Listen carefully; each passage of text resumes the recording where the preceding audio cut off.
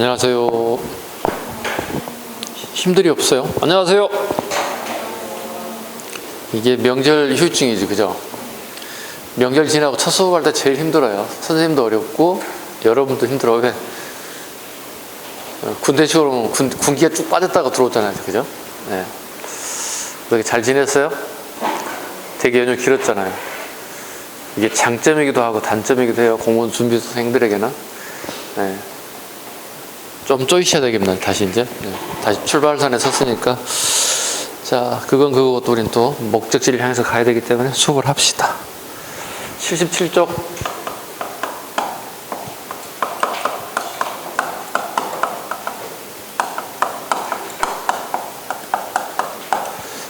양반 중심의 문화부터 가겠습니다. 하나씩 볼까요? 자, 박스로 바로 갑니다. 15세기, 16세기 일단 구분할 걸 제일 먼저 할게. 오케이? 15와 16세기를 먼저 보면 문화의 패턴이 좀 달라졌기 때문에 그렇습니다. 그림부터 가겠습니다. 별로 어렵지 않은데 여러분들 되게 많이 틀려요. 봐보세요. 선생님 한자로 적어놨잖아요. 문화잖아요. 그죠? 문화가 미니멈 5개에서 최대 7문제까지 나온단 말이에요. 그래서 쉬운 듯 한데 많이 틀리는 이유가 뭘까요? 어려워서 틀리는 경우도 있고 쉽게 보는 경우가 있다는 거예요. 이 정도는 충분히 할 수 있다 생각한다는 거예요. 자, 그림부터 갈게요. 15세기 발랄한 시대 분위기가 반영되어 있다. 그 대표적인 게 안견의 몽유도 온도. 이건 시험에 자주 나왔던 것들입니다. 별표 갑니다. 별표 기본입니다. 안견의 몽유도 온도. 이건 안평대군의 꿈야기를 그렸어요. 그죠? 네.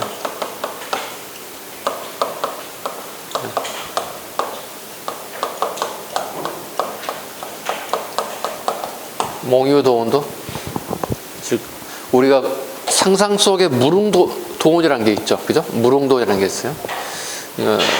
조선시대 사대부들이 가장 이상향을 꿈꾸는 게 이제 무릉도원이라는 게 있는데, 그 무릉도원을 꿈에서 꿨다는 거예요.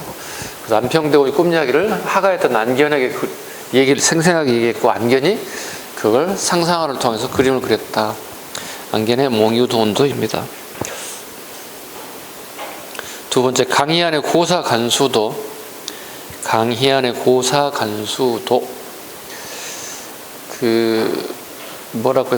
선비들의 어떤 고고한 어떤 15세기에 볼 수 있는 그런 내용들을 주로 표현한 게 고사간수도. 이순문과 문청이 일본 무르막시대에 영향을 줬다. 이 사람은 일본에 파견됐던 예교관을 따라갔던 그림을 그려갔던 인물이에요. 요즘 치면 예교관이 파견되면 이렇게 카메라를 가지고 사진을 찍는다든가 이런 역할을 하기 위해서 따라갔던 사람이에요.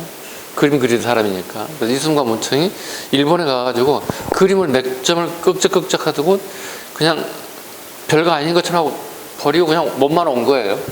근데 그걸 주워 담았던 일본인들이 그 그림을 보고 배우기 시작했다는 거야. 그래서 이순문과 문청이 일본에 가서 뭐 정식적으로 얘들을 가르쳤던 거 이런 건 아니에요.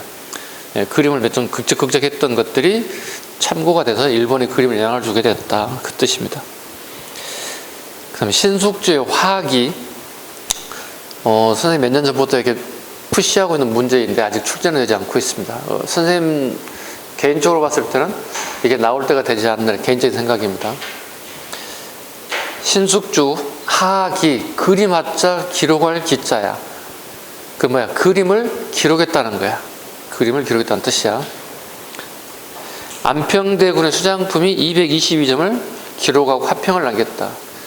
요즘 말로 치면 콜렉터야. 그림 수집가란 뜻이야. 이렇기 때문에 어떻게, 요즘 되게 돈 많은 사람들이야. 수십억, 수백억을 투자하는 사람들이야. 이게 222점을 갖다가 그림을 누가 그렸는지, 그 다음에 내용은 무엇인지, 그 다음에 본인의 비평을 남겼다는 거야. 되게 미술에 대한 조예가 깊었던 인물이 신숙주라고 보면 되는 거죠. 자, 바로 이어서 16세기 그림을 바로 갑니다. 16세기는 사림이 지배하는 시기로 바뀌기 때문에 15세기하고는 좀 달라집니다. 그래서 15세기가 건국 초기이기 때문에 발랄하고 좀 더 다른 모습을 보였던 반면에 16세기는 다시 사림들이 권력을 잡았기 때문에 그림 풍이 완전히 달라진다. 자, 볼까요? 사림의 천시로 약간 침체했다. 서정적 산서풍이 등장한다. 사군자, 초상화 중에 요건 잡으셔야 돼요. 별표 하나 갑니다. 사군자, 매란 국죽을 사군자라고 불러요. 이 정도는 알아두셔야 돼요. 그죠?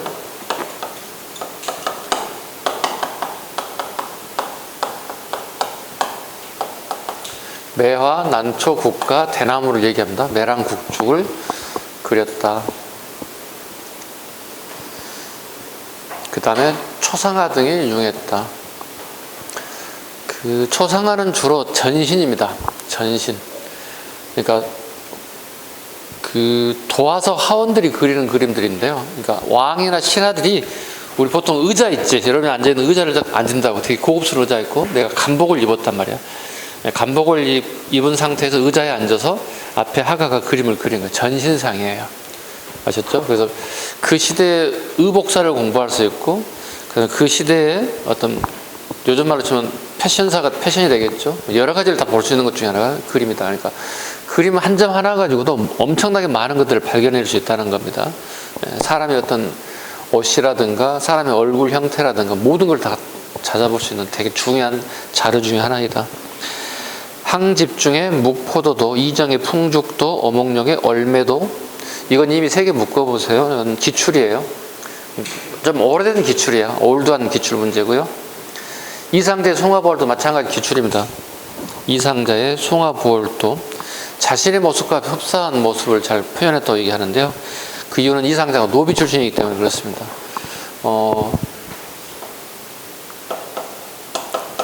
조선시대 전문적으로 그림을 그리는 사람들이 가는 게 도화서죠. 예. 근데 노비 출신이었던 이상자가 여기에 근무했다는 겁니다. 그러니까 노비가 관직에 나갈 수 있죠. 특히 이제 기술직에. 그러니까 문과 무과는 갈 수 없어요. 기술직에 자기 재능이 뛰어난 사람들에 대해서 갈 수 있어요. 노비가 공노비가 있고 사노비가 있다. 그죠? 산업이는 안 돼. 내가 괜히 가지고 있는 노비가 관직에 나가겠다고 어디 싸가지 이렇게 안 돼.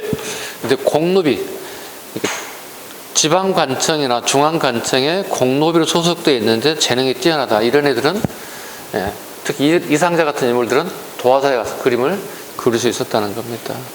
갈 수 있는 조건이 뭐죠? 이렇게 간 애들한테 유의 잡직이라 불러요. 재능이 뛰어난 애들. 이상자 같은 애들. 우리 세종대왕 때 가장 대표적인 인물도 아시죠? 뭐 우리 초등학생들 맨날 배우는 것도 있잖아요.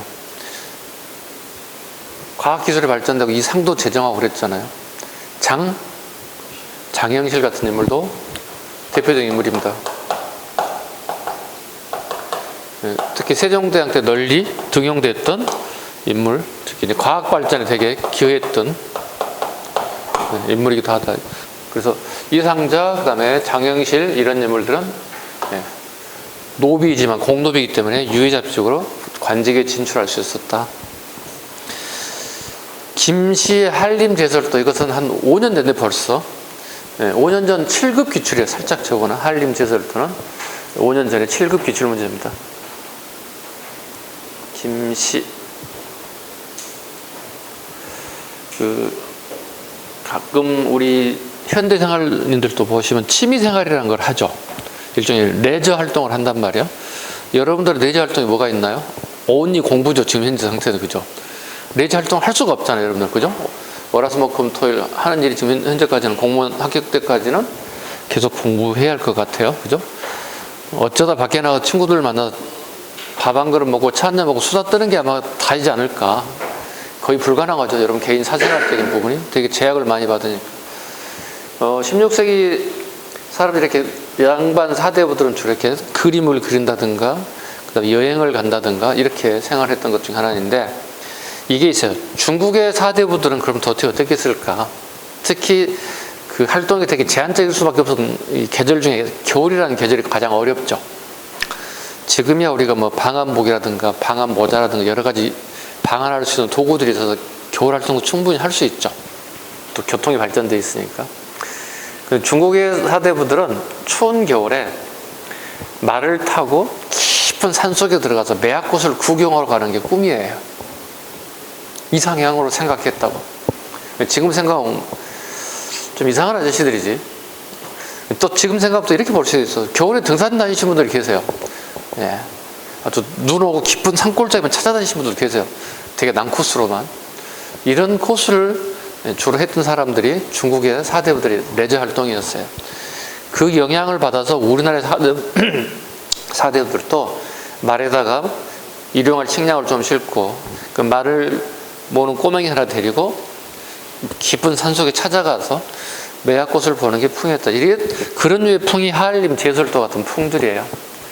다르게 표현하면 뭐야? 16세기에는 중국의 영향도 받기 시작했다는 거예요. 그러니까 16세기 사림이 지배하게 되면서 중국의 영향도 어느 정도 받게 되더라.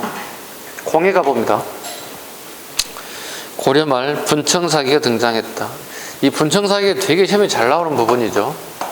왜냐하면 고려와 조선이 걸쳐 있어요. 두 개 나라가 걸쳐 있다고.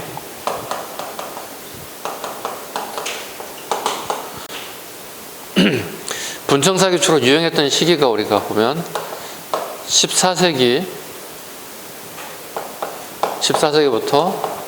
15세기까지 걸쳐 있어요. 고려 말 조선 초에 되게 유행하죠. 16세기 분청사기도 일부 있습니다. 마지막 말미에 있긴 합니다만 통상 학문적으로 보면 고려 말 조선 초 이 정도 이상 유행 시기를 보면 돼요. 고려 말 조선 초.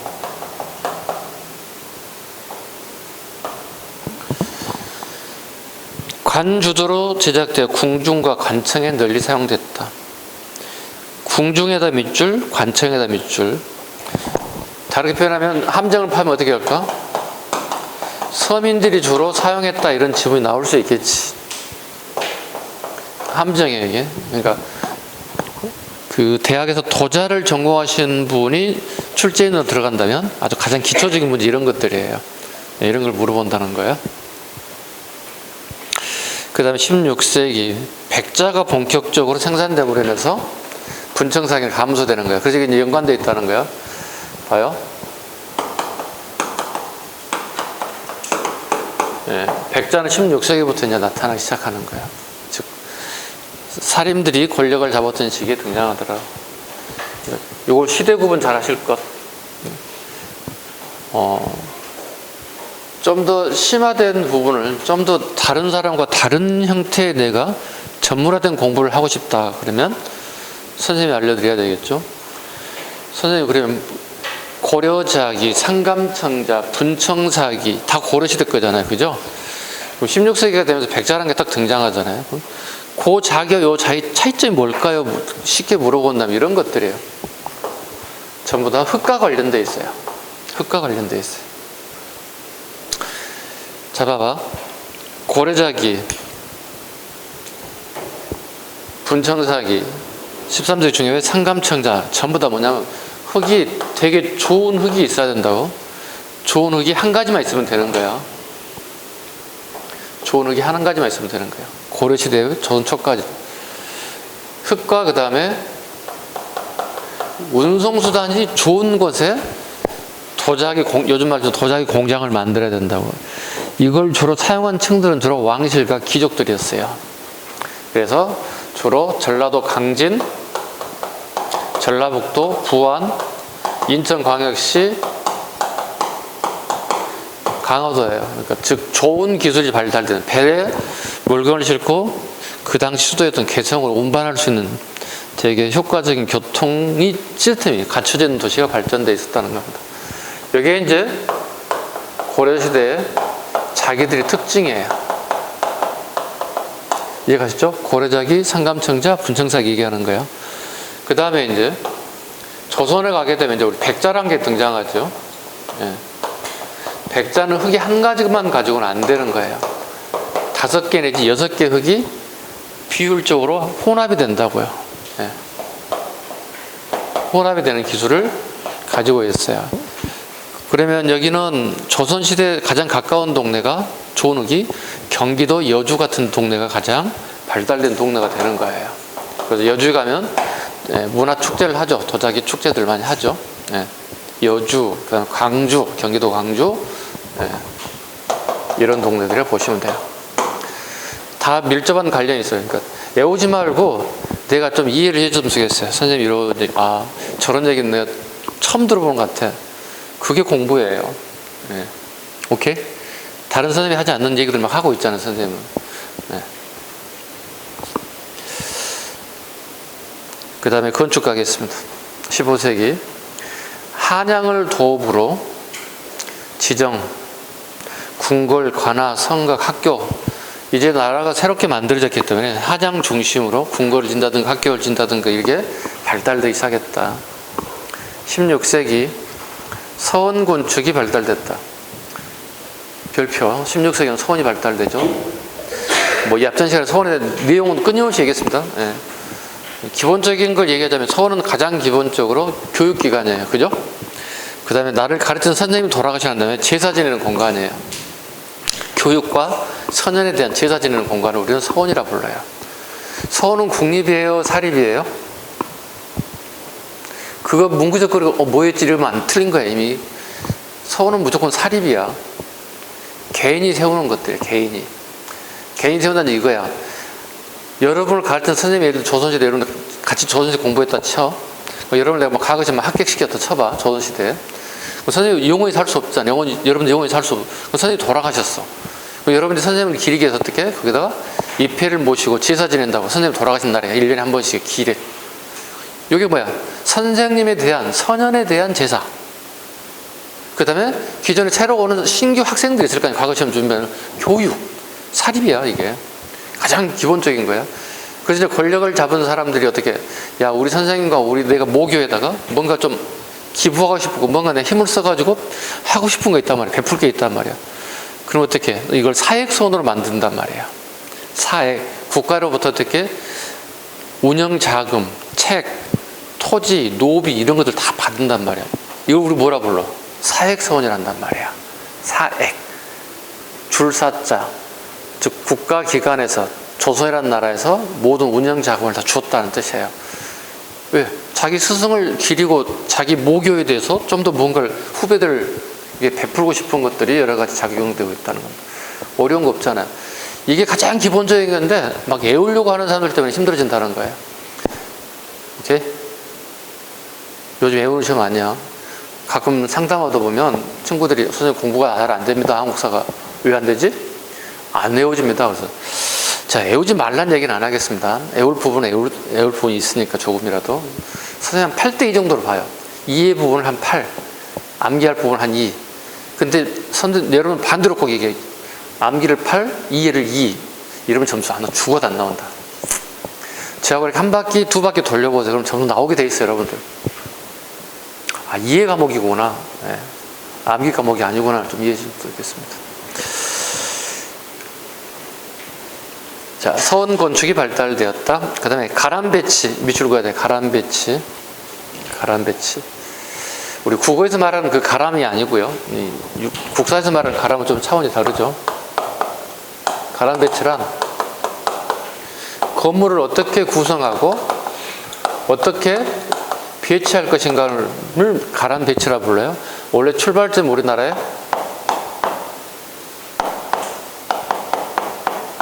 절이에요. 절에 출발했던 것들이 어디로 오는 거예요, 지금 현재? 서원으로 온다고, 이렇게. 우리가 절을 갈 때, 서원을 가볼 때 구조가 다 비슷해요. 자, 입구가 있습니다. 그죠? 절에 가보시면. 처음부터 해볼까? 차를 끌고 보통 가니까 주차장에 파킹합니다. 그죠? 그 다음에 한 100m 쭉 이렇게 걸어오다 보면 어떻게? 매표소가 있으면 티켓팅 하는 데가 있습니다. 2,000원, 3,000원 받잖아요. 그러나 좀 일정 기간 쭉 걸어가다 보면 일주문이 있습니다. 시작되는 일주문이 있죠. 그 일주문에 양쪽에 되게 아름드리 나무들이 잘 이렇게 진열되어 있죠. 거기를 쭉 지나가다 보면 어떻게? 이제 절 입구에 들어가기 시작하죠. 갔더니 어떻게 사천왕성이 있죠. 쫙 하신 분들이 이제 잡기겠다고 하신 분들이 계시죠. 그 쭉 끝에 올라가다 보면 어떻게? 대웅전이 있잖아요. 제일 끝에 대웅전이 있으면 언덕이 막 올라가면 있다고. 요 구조를 서울에다 똑같이 갖다 배치시겠다는 뜻이에요. 이해간다? 그러니까 절의 건물 배치 구조를 서울에다 학교에다 똑같이 시켜놨다는 뜻이에요. 이 영향을 줘서 우리가 이 절의 배치 구조가 일본에까지 전파됐다고. 그래서 일본 절에 가게 되면 내가 되게 익숙하다고. 대한민국에서 다녔던 절의 건물 배치 구조와 거의 흡사하단 말이야. 우리가 전파한 문화 중에 하나가 가람 배치 구조가 일본에까지도 전파가 됐다는 거야. 그래서 내가 낯설지 않고 되게 익숙하다는 걸 알 수 있다는 겁니다. 그 다음에 자연과의 조화를 되게 추구했다. 그러니까 건물을 주면 필요 없는 나무를 베는 게 아니라 최대한대로 그 나무를 살린다는 거야. 그리고 그 주변에다가 건물을 짓는다는 뜻이야. 자연과 구조를 잘 이뤘다. 한문학 가보죠. 한시 등 양방문의 중심에 한문학이 발달되었다. 한글이 널리 보급되면서 시조, 가사문학이 발달했다. 시조, 황진이, 윤선도. 이 인물들은 보통 16세기에서 17세기로 넘어가는 인물들이에요. 아셨죠? 황진, 윤선도. 그 윤선도는 이미 출제가 됐죠. 예.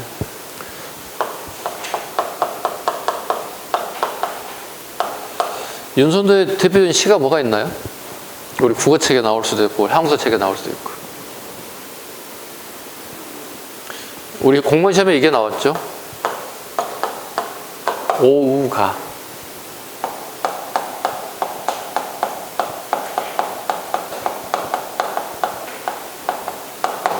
예. 이 사람 붕당이 뭔가요? 이거 물어봤죠. 기출이 이거잖아요. 오우가를 던져줬단 말이야. 오우가를 사료로 던져주고 이 글을 쓴 저자의 붕당에 관련 설명을 옳은 거 이렇게 물어봤단 말이야. 윤선도는 남인입니다. 허적, 허목과 같이 남인의 되게 중요한 자리를 차지했던 인물들이죠. 결국은 이 사람들은 송시열 세력들에게 의해서 제거가 되죠. 송시열은 붕당이 뭐예요? 서인들이잖아요. 훗날 노론으로 바뀌죠. 노론서로 붕당이 되면서 다시 이 세력들이, 송시열 세력들이 남인들을 제거하죠. 이걸 뭐라 부르죠? 무슨 사건이라고 부르죠? 경신 한국이라 부른다고. 이 사건을 뭐라 부른다? 경신 한국. 오케이? 다른 말도 뭐라 부른다? 유학 사건이란다.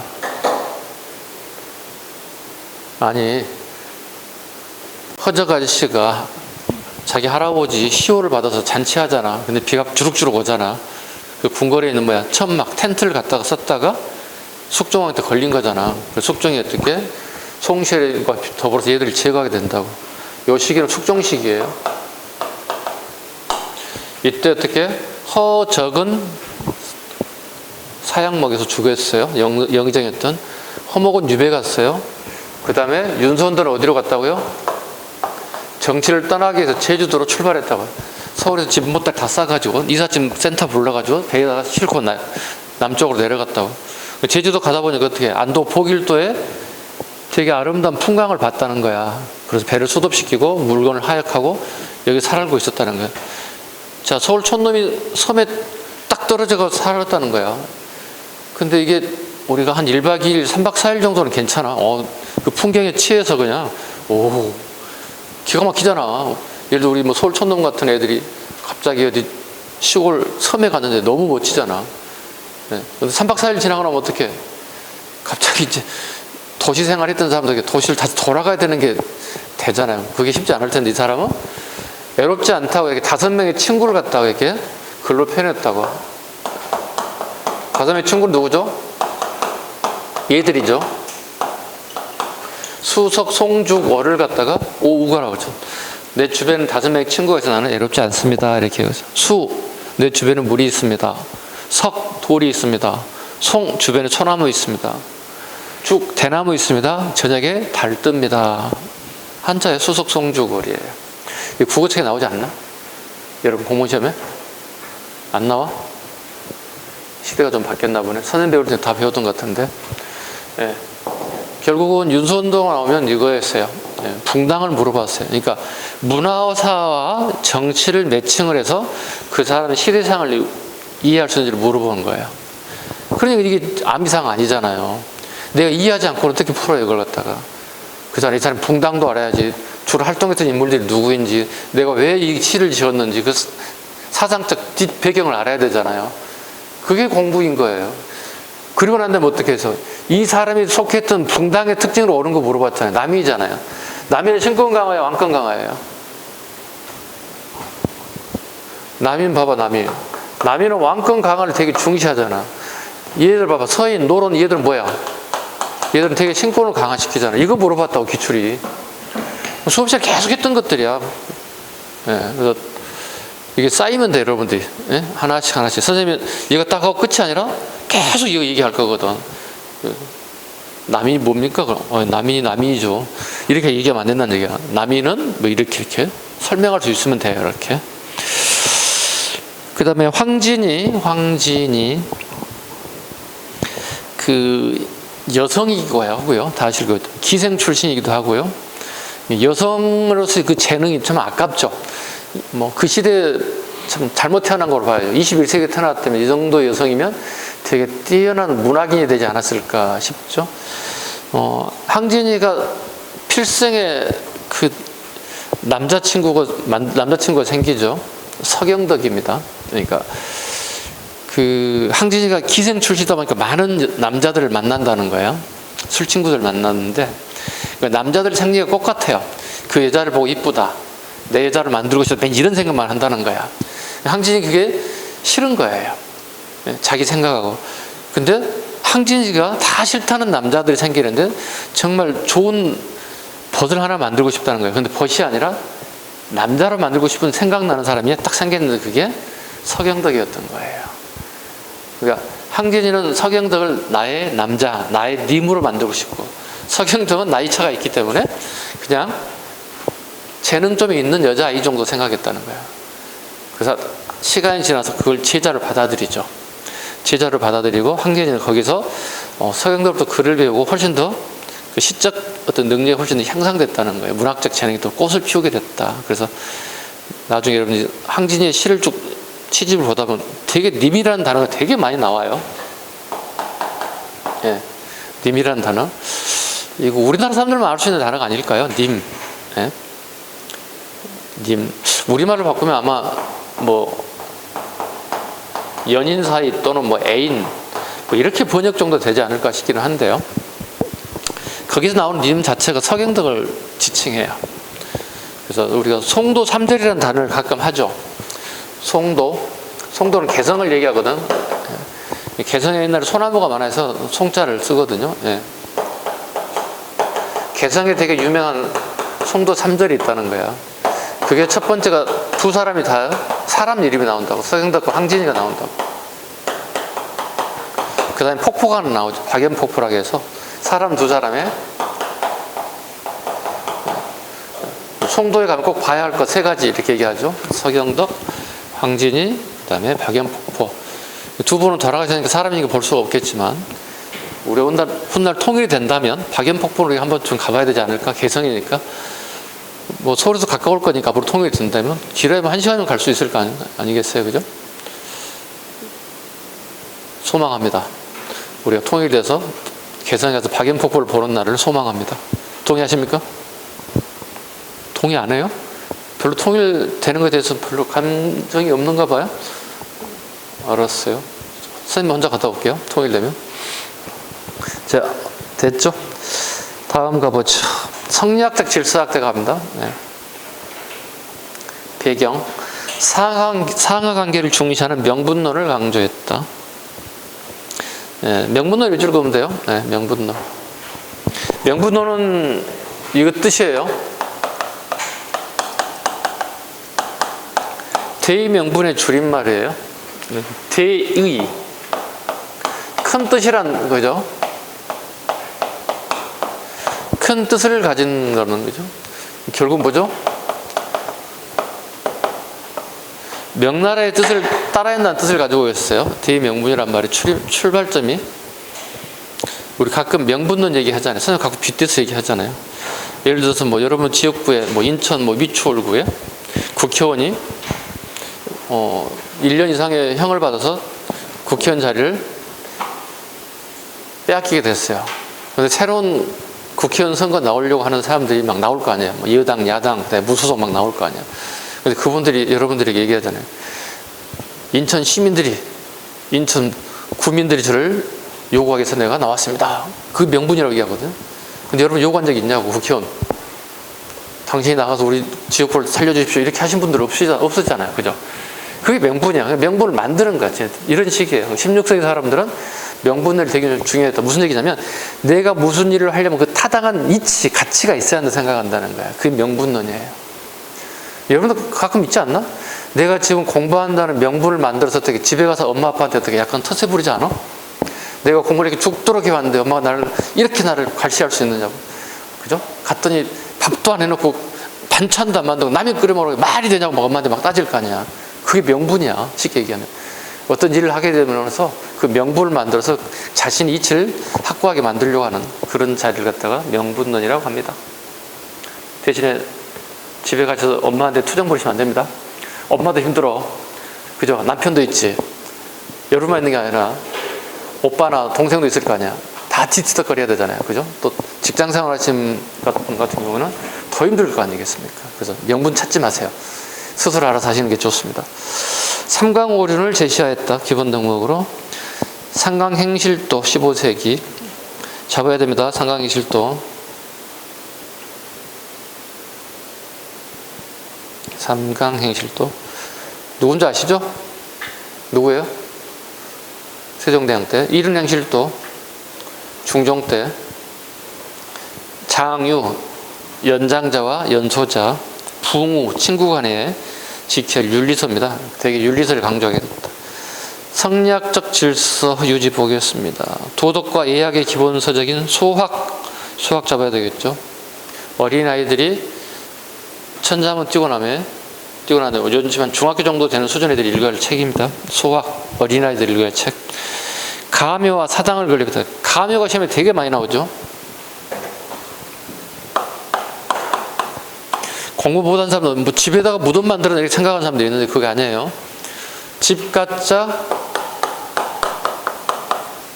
사당 묘자.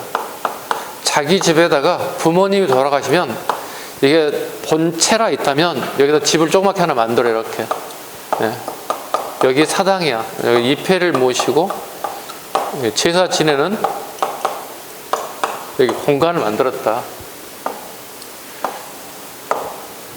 이걸 가묘로 한다. 시험 포인트는 뭐냐? 이게 언제부터 가묘가 설치됐냐 물어본다고. 대답해 보세요. 배웠으니까. 우리나라에 가묘가 설치된 시기 언제? 시험에 가장 많이 나오는 게 이거라고. 아니, 잘못 적었어요.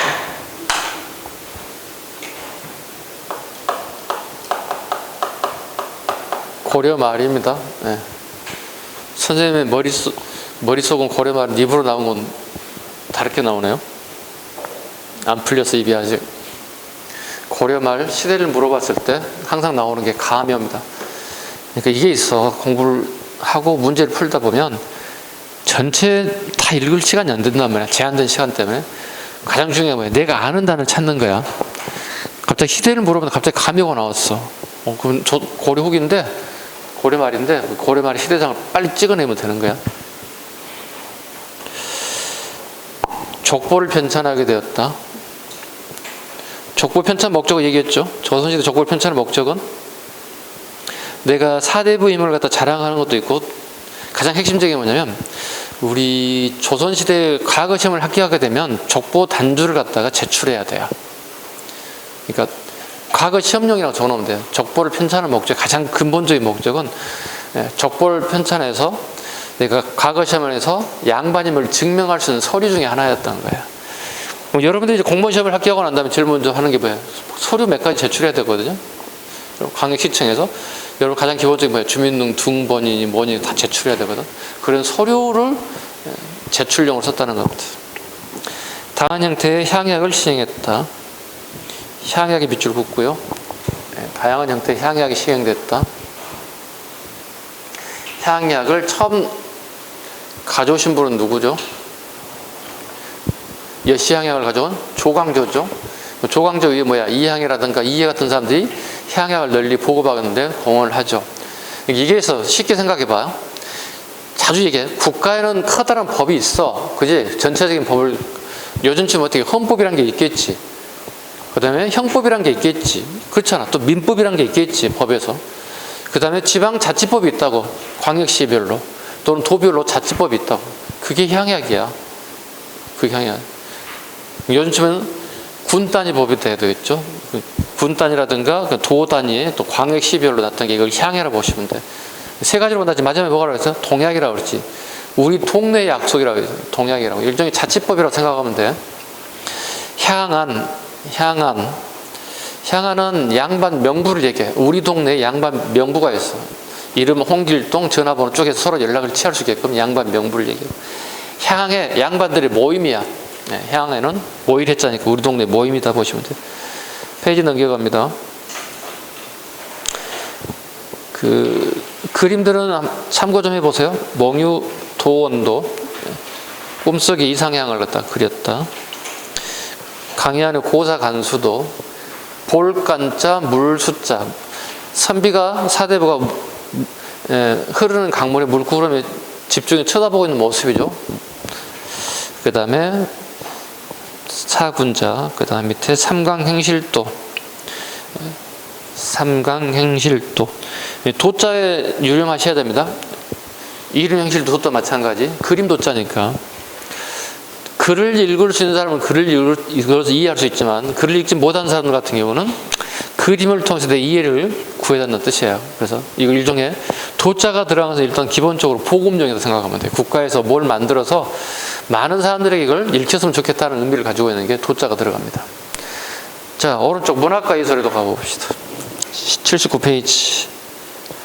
한문학 15세기 갑니다. 사장이 발달하면서 한문학이 발달했다. 이건 이미 기출 여러 번 나왔던 지문이에요. 써놓으세요. 기출 지문이라고. 기출 지문입니다. 사장, 신화 문학이 발달하게 되면서 한문학이 발달되었다. 동문서는 별표 5개. 동문선에서 한자에서 동과 문선을 잘라봐. 슬러시 해봐. 예. 동은 우리나라를 지칭해. 우리 역사 책 제목 중에 동자가 나오면 무조건 우리나라를 지칭한다. 중국에서 볼 때 우리는 항상 동쪽에 있거든. 그래서 중국 놈의 새끼들 우리한테 동쪽에 있는 오랑캐 이런 식으로 표현하듯이, 자, 원래 문선은 중국의 유명한 시야 글을 모아하는 게 문선이야. 그리고 중국 애들 중에 과거 시험을 준비한 애들은 필수적으로 읽을 책이 문선이었던 거예요. 또 우리나라도 어떻게 과거 시험을 준비한 친구들은 중국의 문선을 기본적으로 읽어야 됐어. 왜? 시를 갖다가 인용구로 써먹어야 된다고 우리가. 그죠? 예. 동이니까 우리나라에 뛰어난 글들을 모아놨던 뜻입니다. 성종 때 서거정, 우리 첫째 수업 시간에 이거 많이 했던 것 같아요. 그죠? 기억나시죠? 성종 잡으셔야 되고. 성종은 15세기 말이야. 이거 무조건 물어보면 시대를 물어본다. 무조건 15세기 거 물어보는 거야. 서거정이 우리나라의 역대 시와 사문을 뽑아 편찬하였다. 신라의 김인문, 설총, 최치원을 비롯하여 엄청나게 많은 사람들의 작품을 내기 실었다. 신라부터 고려 말까지의 엄청나게 뛰어난 문인들의 기록문이다 보시면 되겠습니다.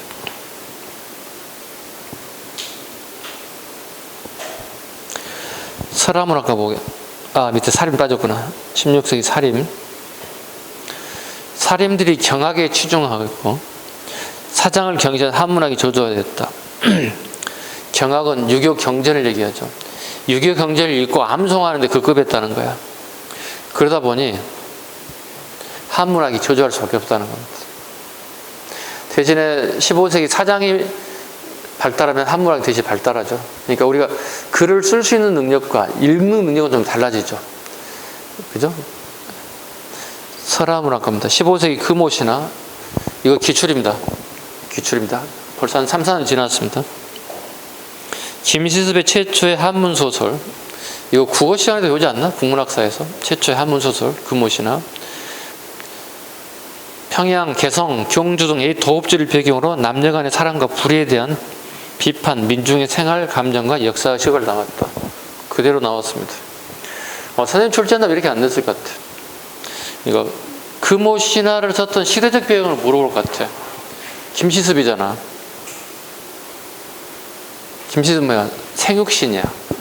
그러니까 세조가 단종을 몰아내고 왕위를 찬탈했던 데 대해서 부정하죠. 긍정하지 않고 세상을 떠돌기 시작하죠.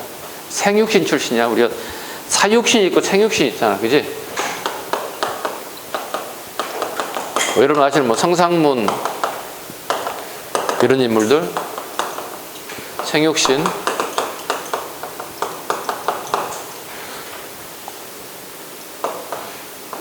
김시숙 같은 인물이 대표적인 죽진 않고 살았잖아요. 대신에 정치를 할 수가 없잖아요. 그 정부에 대해서 반대했던 인물들이기 때문에 필원 잡기 서거정 때문에 잡아야 됩니다. 필원 잡기 전국 통감을 편찬하고 정사에 실을 수 없는 이야기를 따로 엮은 책입니다. 일종의 야사라고 봐야 되겠죠. 대표적인 게 뭘까요? 비평, 제도, 도덕, 필법, 저술, 학문, 오락, 도참 쭉쭉쭉 보시면 별별 게 다 나오죠. 무당, 성녀 이런 것. 예. 잡기니까 잡스러운 걸 기록했다는 뜻이니까 쉽게 얘기해서 야사죠.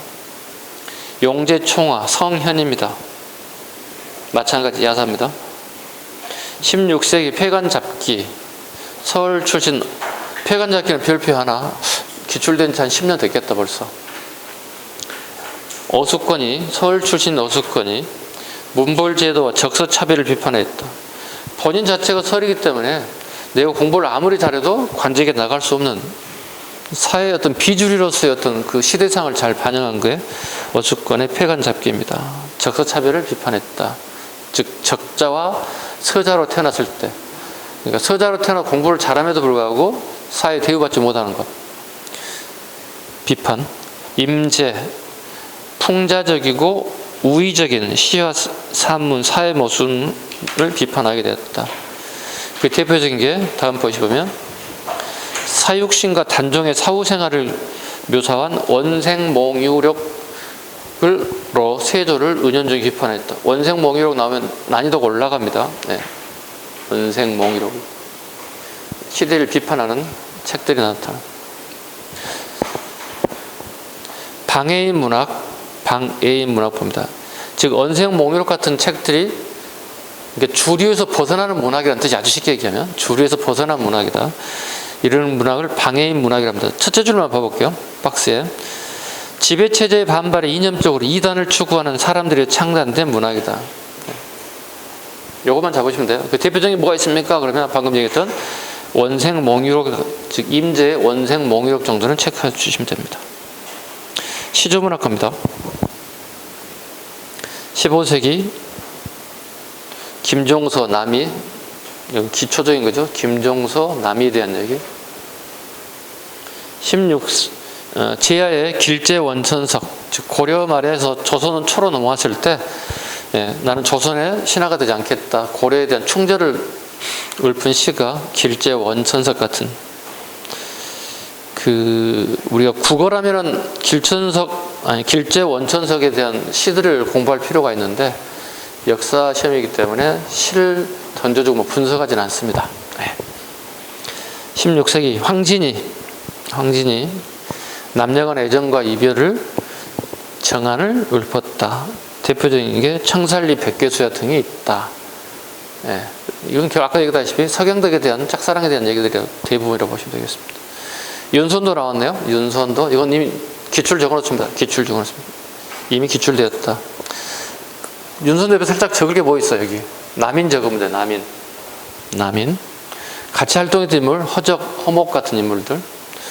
그 다음에 방금 얘기했다시피, 경신한국을 기점으로 정치 한멸을 느껴서 제주도로 떠나려다가 전라도 안도 보길도라는 섬에서 정착을 하게 되었고, 그 유명한 글을 남기게 되었다. 오우가 수석 송주글에 대한 내용을 통해서 나는 애롭지 않다. 이런 부분을 잘 표현하고 있다.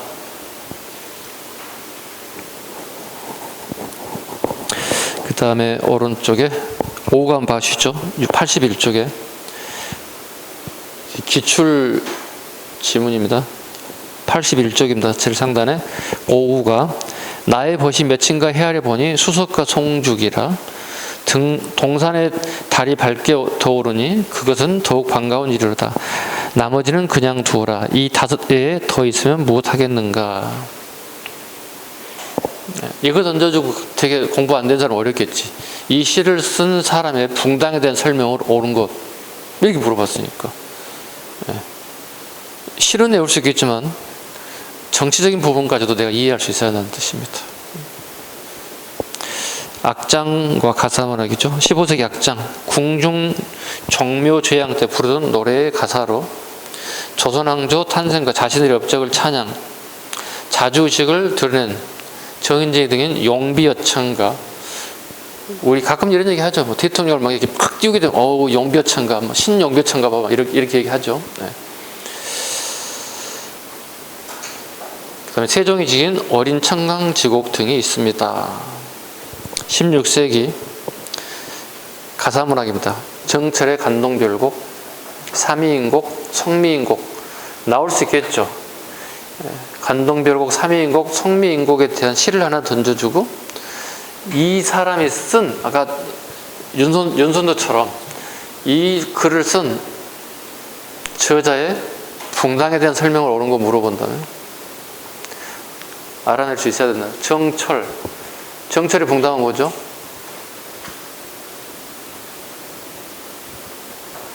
정철의 붕당이 뭐냐고.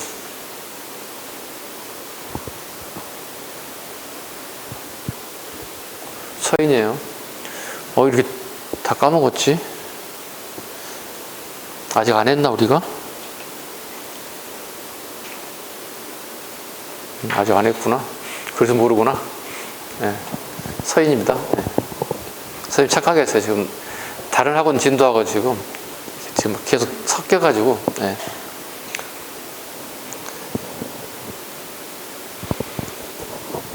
여류 문인 심사인당은 시, 글씨, 그림. 심사인당의 아들이 누군지 아시죠? 일국 이인도 아셔야 되겠죠. 헌한사라는 한시를 유명했다.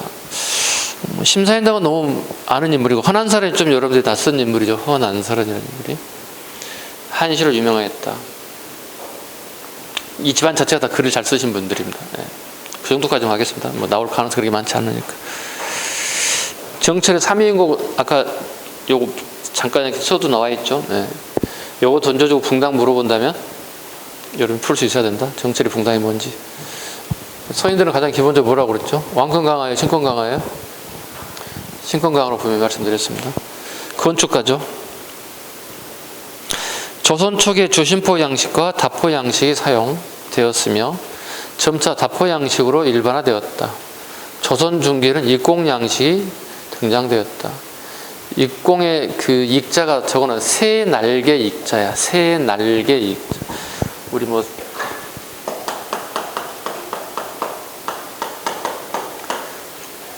새 날개처럼 되게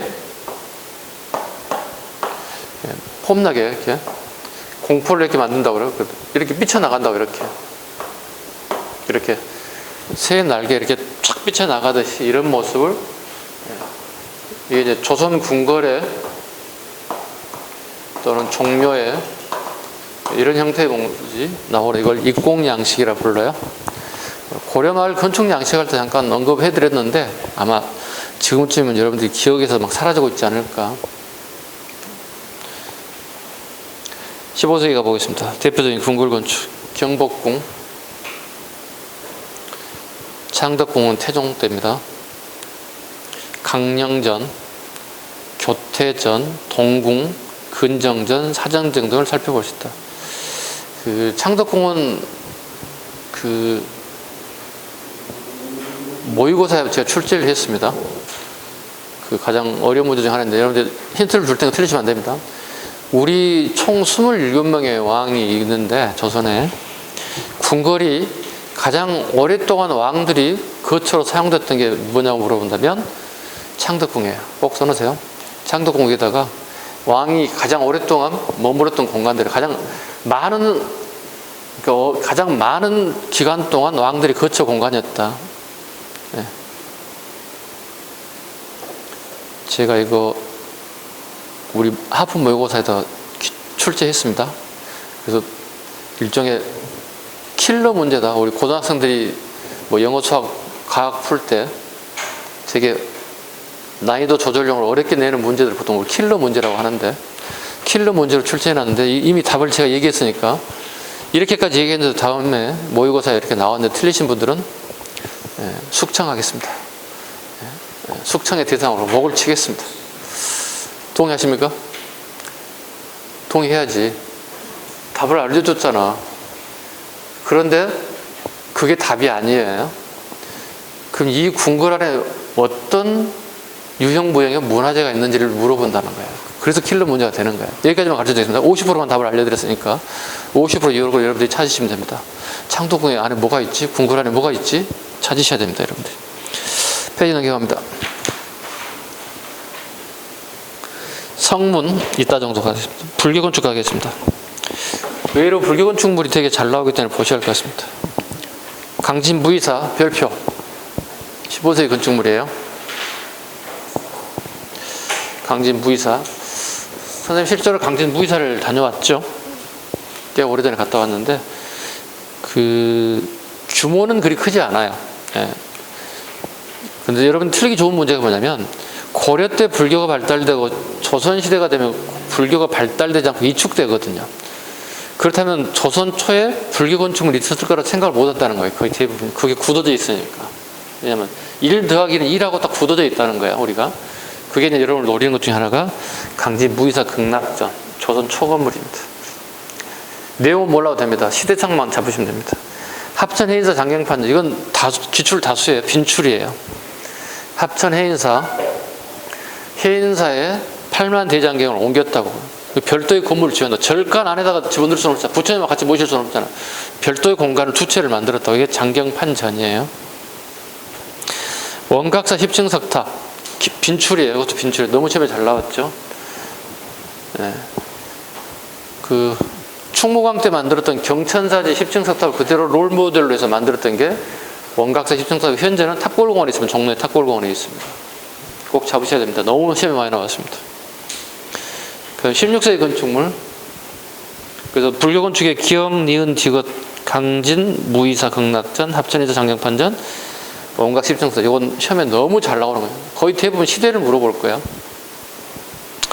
16세기 건축물 서원이 이제 등장합니다. 서원. 대표적인 게 경주 옥산서원 이연적입니다. 이연적. 주리론의 선구자였던 이연적을 모시는 공간입니다. 안동의 도산서원 이항입니다. 이항. 그러니까 이항이 이연적의 주리를 바톤 터치한 인물이에요. 계승자예요. 그 다음에 안동의 병산서원 유성룡입니다. 안동의 병산서원의 유성룡. 그 다음에 오른쪽 정원은 볼까요? 우리 공무원 시험에 정원은 별도로 출제한 적은 없습니다. 정원이 나오게 되면 난이도가 되게 높아질 겁니다. 왜? 거의 선생님들이나 저를 포함한 모든 사람들이 정원까지 가르치지는 않습니다. 그렇지만 나온다면 난이도가 높아질 것이다. 보겠습니다. 소세원. 조광조의 문화생이었던 양산보가 전라남도 담양에 세웠습니다. 선생님이 다녀왔는데요. 보는 사람에 따라서 시각이 좀 다르긴 해요. 소세원이 되게 기대를 많이 하고 오신 분들이 계시기도 해요. 또 가신 분들이 계시기도 해요. 선생님도 처음에는 이렇게 검색해보고 이 정도군 갔는데 약간 좀 실망했습니다. 그냥 산이 있고 겨울물 흘리는 그 위에 건물 하나, 한옥 건물 하나 있어요. 이게 정원이에요. 쉽게 요즘 치면 시골에 별장 하나 지은 거예요, 누가. 그런 식으로 생각하면 돼요. 이게 정원이에요. 이게 소세원입니다. 그래서 우리나라에 이 소세원을, 정원을 보기에 되게 많은 사람들이 찾아갑니다. 근데 실은 담양에 소세원을 찾아갈 때 소세원 건물도 건물이지만 올라가는 그 공간이 되게 아름다웠습니다. 이게 길을 이렇게 산행해서 올라가는데 그렇게 높이 올라가진 않아요. 가볼 만한 곳이 주차하고 난 다음에 한 20분이면 갈 수 있어요. 그래서 그런 공간이었다. 그 다음에 이제 거기에 대나무가 되게 많이 있어서 그 대나무 숲을 지나가는데 그 대나무 소리 이렇게 스치는, 바람에 스치는 소리 있어. 되게 뭐라고, 이거 멋지다고 하면 좀 그렇나? 어떤 아름다운 이런 소리들이 지나갈 그 거리를 걸어갈 때 되게 추억이 되게 많이 남아있는 곳이기도 합니다. 시경정. 정철의 가사문학의 산실이며 전남 담양 지곡리에 있는 정자이다. 식양전. 아까 얘기했죠. 정철의 붕당은 뭐예요? 서인이라고 그랬습니다. 서인 중에서도 율곡 이이와 같은 세력 중에 하나죠. 특히 노론 세력들이죠. 이런 세력들은. 세연정, 윤선도가 전라남도 안독 보길도에 선 게 세연정입니다. 안 나올 거라 생각하지만 나온다면 거의 대부분 틀릴 것이다. 네. 선생님 모의고사는 안 내겠습니다. 일반화 시켰기 때문에 선생님이랑 굳이 이렇게 어려운 문제를 내고 싶지는 않습니다. 네. 일단 저는 되지 않겠다고 얘기했지만 기출로 나오게 되면 저를 방법이 없어요. 왜냐하면 이게 책으로 외웠을 때 아니니까 근데 현장에 가고 난 다음에 답 싸고 내 머리에 남아있어야 돼. 그리고 그 글을 통해서 기억이 딱 남아있어야 돼. 선생님처럼. 그래서 선생님 같은 사람들이 답사를 많이 가는 이유가 그거야. 선생님 책을 보고 그림을 보고 뭐 검색하고 다 알 수 있는데 왜 갑니까? 이렇게 생각하는데 그건 아니에요.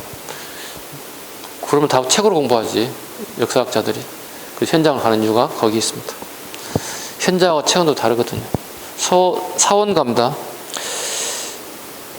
17세기, 18세기. 이거 되게 시험에 많이 나왔어요. 기출 다수예요.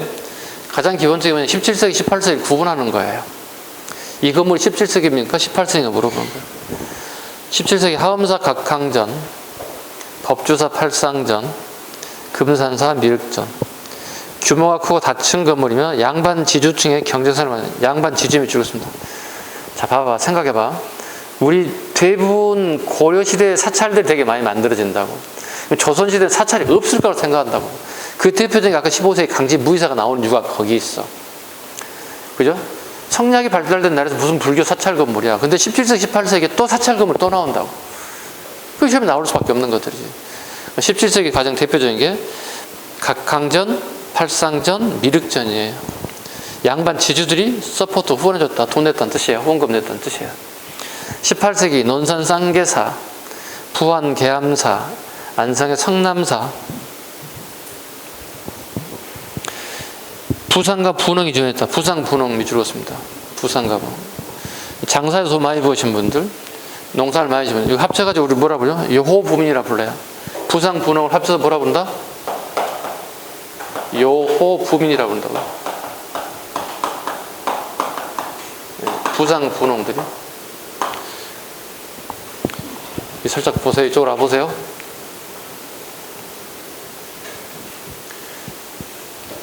지금 17세기, 18세기 사원 건축에 대한 부분입니다. 가장 기본은 구분할 것. 구분 좀 할 것.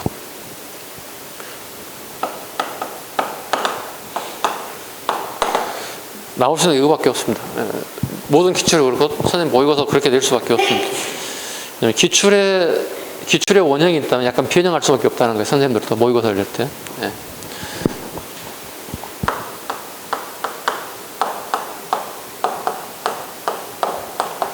이렇게 잡으면 됩니다.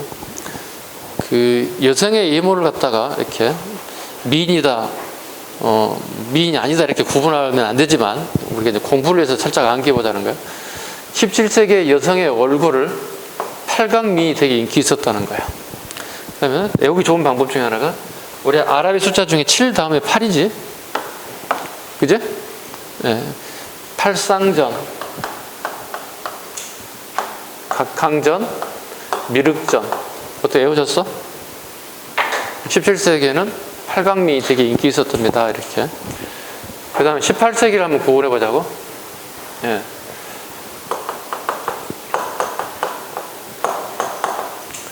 자, 봐봐. 우리 가끔 쌍욕할 때 이런 얘기 하지. 선생님 봐. 적는 게 중요해. 아니야. 이거 시간 줄게. 18세기 이거 쌍욕할 때 가끔 발음 세게 하면 여기지. 그치? 봐봐.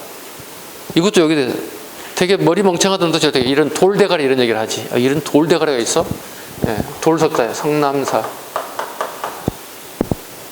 그 다음에 이런 쌍, 이거 여기지. 쌍계사. 이런 개 땡땡. 이런 개 뿔따구 개암사. 18세기는 전부 다 여기야. 이런 돌, 이런 쌍, 이런 개 다 여기지. 어때? 외워졌어? 17세기는 어떻게? 팔강미 인기 때 팔상전, 각항전, 미륵전. 암기해야 돼 이거는. 처음으로 선생님 여러분 암기 노골적으로 하라고 얘기한다. 이거 시험에 모의고사든 기출이든 자주 하는 것들이니까. 자, 여기 누가 후원해줬다? 서포트해줬다? 양반? 지주들이 절을 짓는데 요즘 치면 헌금했다는 뜻이야. 교회에 헌금하듯이 냈다는 뜻이지.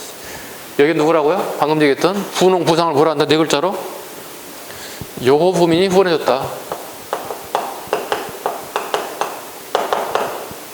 네. 암기 시험용 지극히 시험용입니다. 좀 안타깝죠. 왜냐면 현장 가보지도 않고 무조건 암기해서 문제를 풀어야 되기 때문에. 그 다음에 수원화성 가보시죠. 수원화성도 보셔야 됩니다. 우리 정조임금 때문에 어쩔 수가 없어요. 정약용이 만든 거중기는 도르래의 원리를 이용하여 작은 힘으로 무거운 물건을 들어올리는 데 기기를 만들 하성 건립에 사용했다. 보통 우리가 그 무거운 돌을 올리고 건축을 하는데 한 10년 공사를 예정했다는 거야. 하성 공사를 했다가. 근데 2년도 채 안 되는 시기에 완성했다는 거야. 그러니까 요즘 치면 중장비를 이용해서 되게 빠른 시간 안에 건축을 완성한 거야.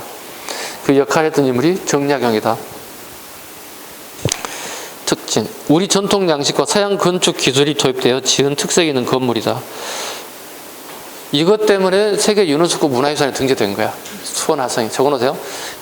아까 별 표현한 거 있죠. 두 번째, 우리 전통 양식과 서양 건축 양식이 도입됐기 때문에 유네스코 세계 문화유산에 등재되어 있다고 적어놓으셔야 돼요. 그 이유가 그거예요.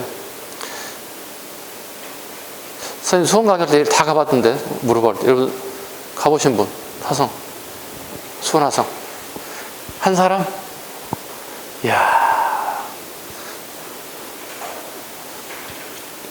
정말 여러분 여행 안 가시는구나. 제가 수업 시간에 맨날 얘기하거든요. 제발 여행 좀 가세요. 이렇게. 가실 수 있죠? 나중에 코로나 완전 끝나면 좀 갑시다 우리. 그죠? 네, 좋아요. 여행처럼 좋은 게 어디 있어요? 네. 다음 페이지 봐보시고요. 그 절들 한번 봐보세요. 그림을. 강진 무이사, 경주의 옥산서원, 이연적을 기리는 옥산서원, 구례 하엄사 각항전. 선생님 구례 하엄사를 되게 기억에 오래 남아 있습니다. 구례 하엄사의 각항전도 되게 폼나긴 한데 구례 하엄사 전체가 되게 선생님 눈에 확 다 들어왔어요. 너무 좋았어요. 그러니까 시대 뭐 이렇게 볼까요? 신라 시대, 고려 시대, 조선 시대 한눈에 다 볼 수 있었어요. 되게 아름다웠던 광경을 남아 있어서 보는데 오전 내에 보고 오후 내에 봤어요. 보통 가서 침이 없으면 한 바퀴 빙 돌고 그냥 오거든요. 에이 실망하고 오거든요. 근데 이건 구례 하엄사를 가가지고 제가 하루 종일 있었어요. 네, 하루 종일. 네, 되게 아름다운 기억이 남아 있어요. 보은 법주사 팔상전, 법주사 팔상전. 김제 금산사 미륵전. 시대 구분 잘 하셔야 됩니다. 지금 암기하는 걸 여러분 기억하셔야 됩니다. 이거. 팔상전 몇 세기 거라고? 17세기. 김제 금산사, 이제 금산사도 잡으시고요. 논산의 쌍계사, 부안의 계암사, 안성의 청남사, 수원화성, 거중기까지 보겠습니다. 여기까지 해야 되겠네요. 좀 쉬어가겠습니다.